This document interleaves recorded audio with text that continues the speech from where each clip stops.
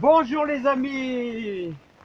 Bon, j'espère que vous allez bien, que tout va bien. Ici, c'est un petit peu la tempête ici dans le Pas-de-Calais, près de Béthune. On a pas mal de pluie, bah, c'est super bon pour les nappes phréatiques. Voilà, alors je voudrais te donner un petit coup de main. Alain, là, tu m'as posé une question au niveau des différents purins. Alors, d'abord, on va présenter pour tous les amis les prêles. Alors, voilà les prêles. Les prêles ou on pourrait appeler ça des queues de rat. Voilà, hein, on appelle ça des queues de rat. Ça, c'est les fameuses prêles. Alors, avec ça, on fait du purin de prêle.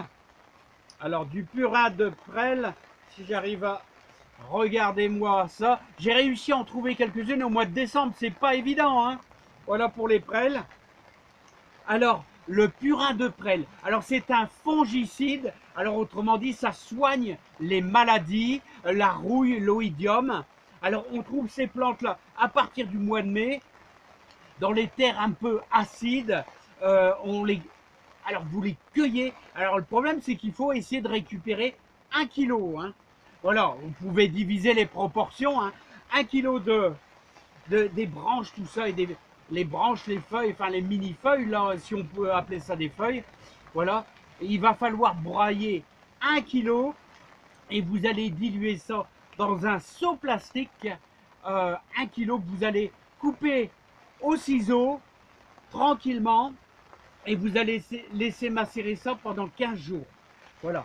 Et vous allez pouvoir pulvériser sur vos plantes.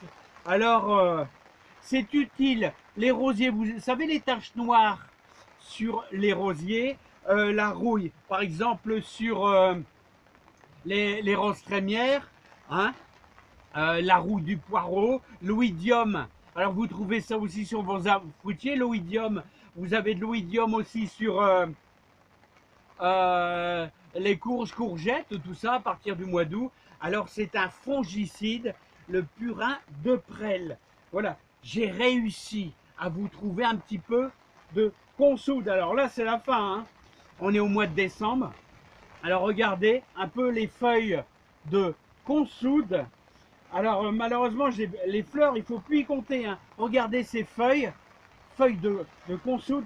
Alors il va falloir, alors le purin de consoude, c'est très nourrissant. Alors moi j'adore faire ça, vous savez pourquoi? Pour quels légumes? Ben, pour les tomates. Et ouais, pour les tomates, c'est vraiment super, hein. Alors c'est riche en potasse, c'est riche c'est riche en azote, c'est super bon. Alors vous allez couper toutes ces feuilles. Il faut. Alors la proportion, comme d'habitude, en général on fait toujours 1 kg, 1 kg de feuilles, voilà, que vous allez broyer, voilà, dans 10 litres d'eau et vous allez laisser macérer 15 jours. Je ne sais pas si je vous l'ai dit aussi pour le purin de prêle, c'est toujours macérer une quinzaine de jours. Voilà. Alors ça va faire un petit peu de bulle, voilà.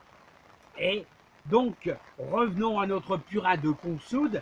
Alors, au bout des 15 jours, vous allez donc le purin de consoude le diluer à 10%. Hein.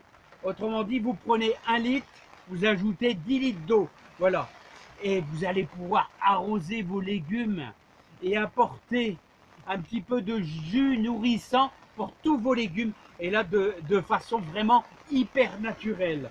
Alors, il y a de quoi dans le jardin. Hein. Il suffit de chercher un petit peu. Il y a de quoi nourrir son jardin vraiment avec des choses vraiment très très naturelles. Alors, purin de consoude, riche en potasse, en azote.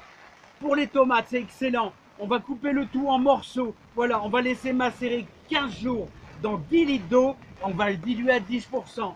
Le purin de prêle, fongicide contre les maladies. 10 litres d'eau, on laisse macérer 15 jours et on pulvérise avec un tout petit pulvérisateur à main sur les plantes malades, les rosiers, voilà, la rouille, l'oïdium.